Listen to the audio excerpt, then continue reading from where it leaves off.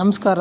ಈಗ ನಾನು ಮಾತಾಡೋಂಥ ಟಾಪಿಕ್ ತುಂಬ important for KPSC, UPSC, KSET, GPS star, HS star, PSI ಎಕ್ಸಾಮ್ಸ್ಗೆ ಅತಿ ಮುಖ್ಯವಾಗಿ ಖಂಡಿತ ಕೇಳ್ತಾನೆ ಈ ಒಂದು ಟಾಪಿಕ್ ಮೇಲೆ ಕ್ವಶನ್ಸ್ನ. ಫಸ್ಟ್ನೇದು constitutional provisions for environment related ಏನಿದೆ ಅಂತ ನೋಡೋಣ. Article 21 right to clean environment under the right to life ಬರುತ್ತೆ. ಆರ್ಟಿಕಲ್ 48 ಬಂದುಬಿಟ್ಟು ಸ್ಟೇಟ್ ಶೆಲ್ ಪ್ರೊಟೆಕ್ಟ್ ಎನ್ವೈರ್ಮೆಂಟ್, ಇದು DPSP ಅಲ್ಲಿ ಬರುತ್ತೆ. ನೆಕ್ಸ್ಟ್ ಆರ್ಟಿಕಲ್ 51A(g) ಫಂಡಮೆಂಟಲ್ ಡ್ಯೂಟಿಯಲ್ಲಿ ಬರುತ್ತೆ, to protect the environment, it's our fundamental duty ಅಂತೇಳಿ.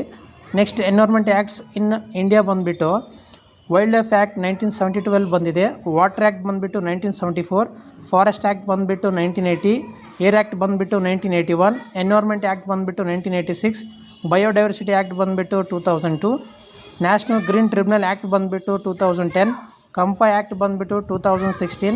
ನೆಕ್ಸ್ಟ್ ಅದೇ ಥರ central pollution control board act ಬಂದುಬಿಟ್ಟು 1974, ಸ್ಟೇಟ್ ಪೊಲ್ಯೂಷನ್ ಕಂಟ್ರೋಲ್ ಬೋರ್ಡ್ ಬಂದುಬಿಟ್ಟು 1974, ಫಾರೆಸ್ಟ್ ರೈಟ್ ಆ್ಯಕ್ಟ್ ಬಂದುಬಿಟ್ಟು 2006, ಎನ್ವೈರ್ಮೆಂಟ್ ಇಂಪ್ಯಾಕ್ಟ್ ಅಸೆಸ್ಮೆಂಟ್ ಬಂದುಬಿಟ್ಟು ಮೊದಲನೇದಾಗಿ ಸ್ಟಾರ್ಟ್ ಆಗಿದಾಗ 1994, ನಾವು ಪ್ರೆಸೆಂಟ್ ಯೂಸ್ ಮಾಡ್ತಿರೋದು 2006 ರೂಲ್ಸ್.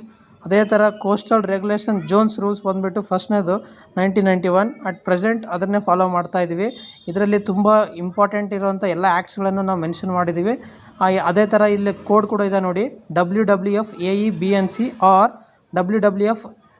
WWFನೇ BCA ಅಂತೇಳಿ. ಇದರಲ್ಲಿ ನೀವು ಯಾವುದಾದ್ರೂ ಬಳಸ್ಕೊಂಡು ಮುಂಬರುವಂಥ ಎಲ್ಲ ಎಕ್ಸಾಮ್ಸ್ಗಳು ಉಪಯೋಗ ಮಾಡ್ಕೊರಿ ಅಂತೇಳಿ ಇಷ್ಟಪಡ್ತೇನೆ ಹೇಳಲಿಕ್ಕೆ. ಸೊ ಧನ್ಯವಾದಗಳು.